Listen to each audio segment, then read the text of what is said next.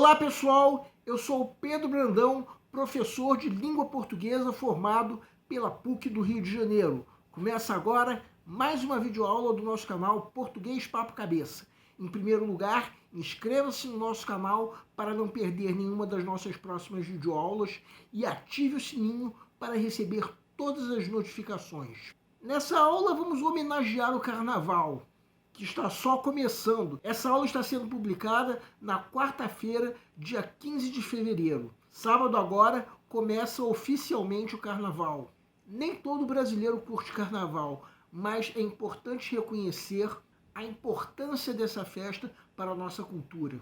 Em homenagem ao Carnaval, vamos interpretar uma crônica de Luiz Fernando Veríssimo intitulada Ecos de Carnaval. Para tanto, é necessária a leitura prévia do material didático que pode ser acessado clicando-se no link que se encontra na descrição da videoaula. Para quem quiser conferir, o único texto desse material didático é essa crônica, Ecos de Carnaval, de Luiz Fernando Veríssimo. Agora vamos supor que você já leu o material didático. Convém lembrar que estamos dando a nossa interpretação pessoal. Quem tiver outra interpretação pode e até deve nos escrever, de preferência através dos comentários. Vamos começar fazendo uma observação. Essa é uma crônica que já foi publicada muitas vezes e não conseguimos descobrir quando foi a primeira vez. Uma das vezes em que essa crônica foi publicada foi em 1994, na coletânea Comédias da Vida Privada, com essa capa que vocês podem ver agora. Só que isso não quer dizer que tenha sido a primeira vez. Foi a mais antiga vez em que nós descobrimos que essa crônica foi publicada. Muitas das crônicas desse livro já haviam sido publicadas anteriormente. Algumas em outros livros do próprio Luiz Fernando Veríssimo, ou ainda em colunas de jornais, revistas, etc. Então essa capa que vocês estão vendo é da edição de 1994, uma edição que hoje em dia não se encontra mais em livrarias. Estou dizendo isso pelo seguinte: estamos em 2023 e hoje em dia, quando se fala em casal, muitas vezes se fica na dúvida se o casal é de homem com mulher ou mulher com mulher.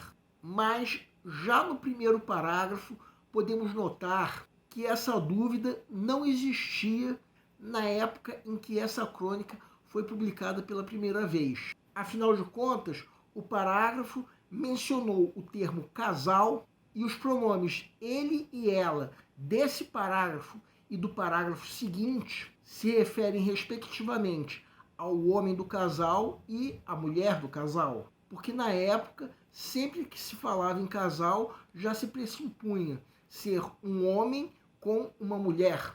Assim como a narrativa do terceiro parágrafo se refere a um casal que já se pressupõe se tratar de homem com mulher. No caso, na narrativa desse parágrafo, temos um episódio à parte, que o texto chamou de O Caso das Vassouradas. Que sentido nós podemos dar a esse texto? Trata-se de uma cena na vida de um casal.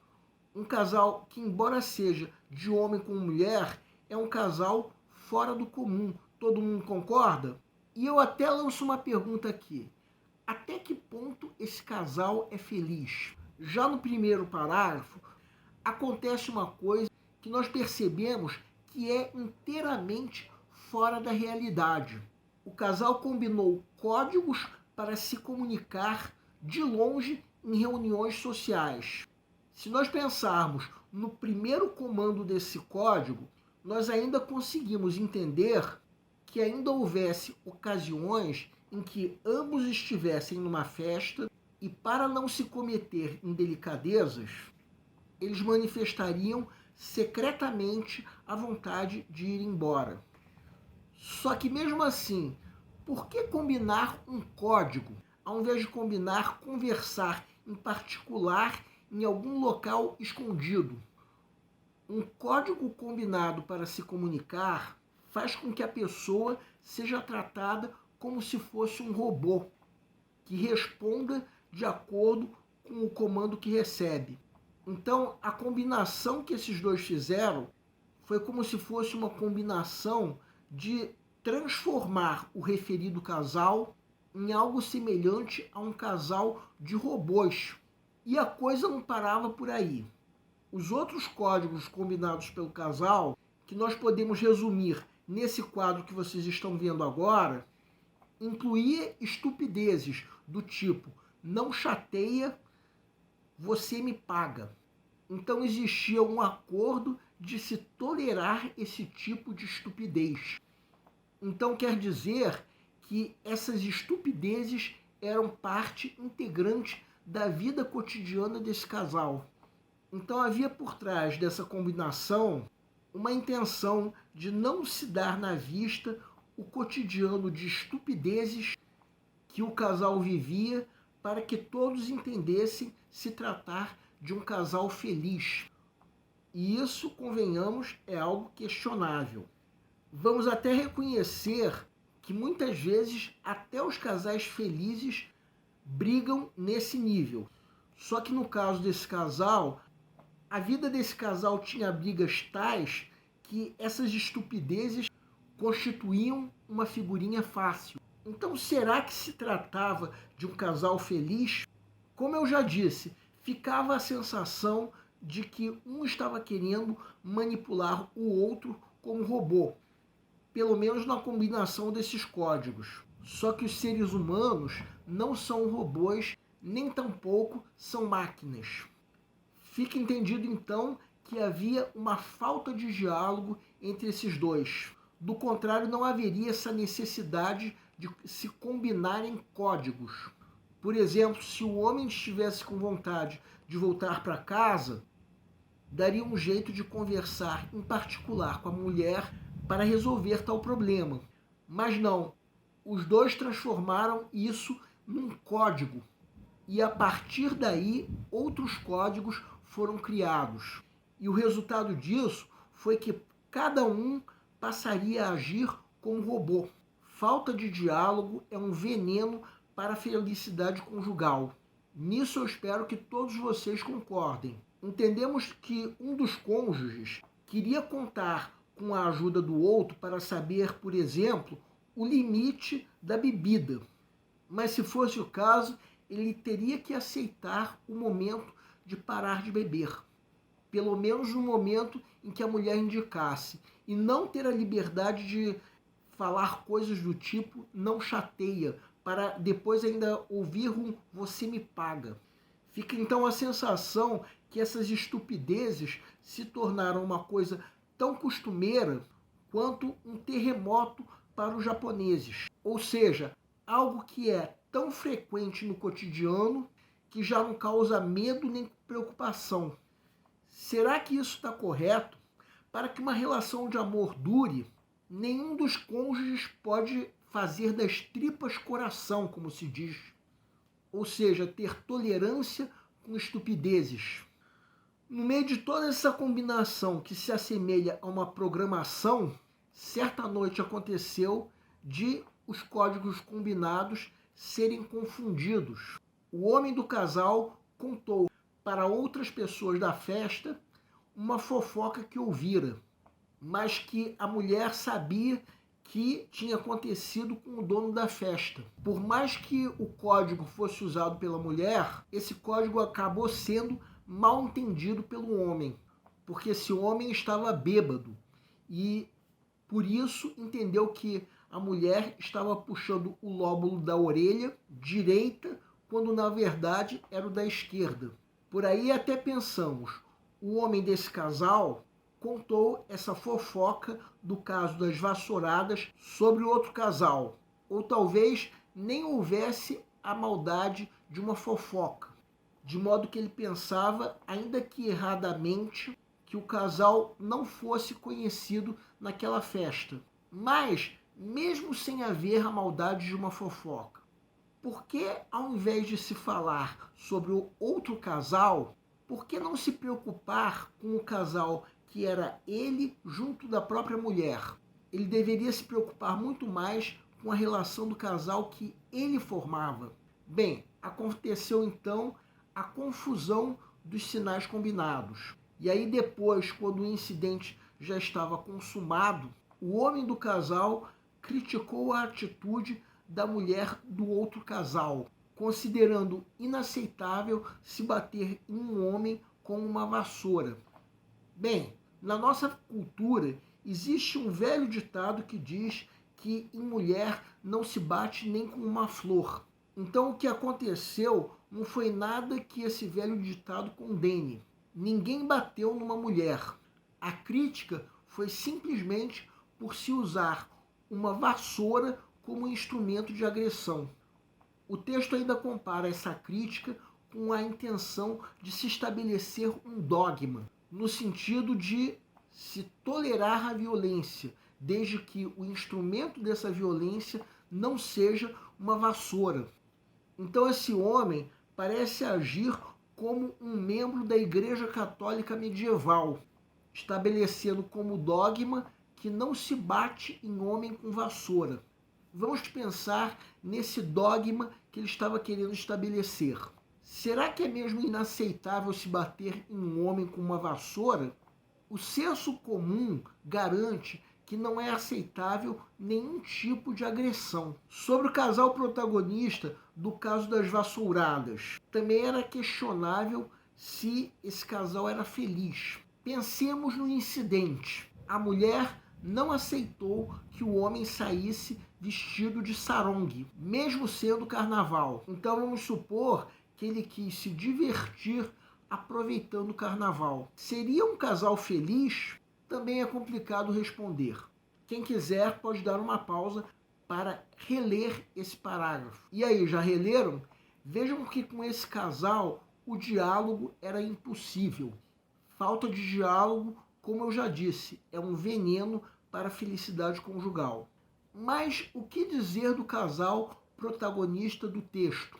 Um casal em que a falta de diálogo levou a se transformar as estupidezes em uma combinação de códigos. Voltemos então aos fatos pós-incidente. Quem quiser pode dar uma pausa. O homem do casal estava agindo como se estabelecesse um dogma. Mas quem era ele para fazer isso?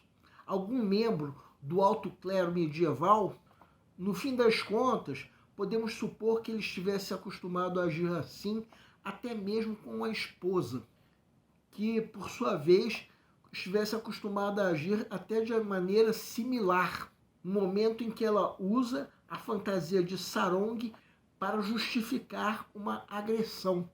O último parágrafo mostra que, depois do incidente que ocorreu na festa, ainda havia o remorso pelo ocorrido, mas nem por isso se tentou acabar com a combinação de códigos que revelava a relação insatisfatória do casal.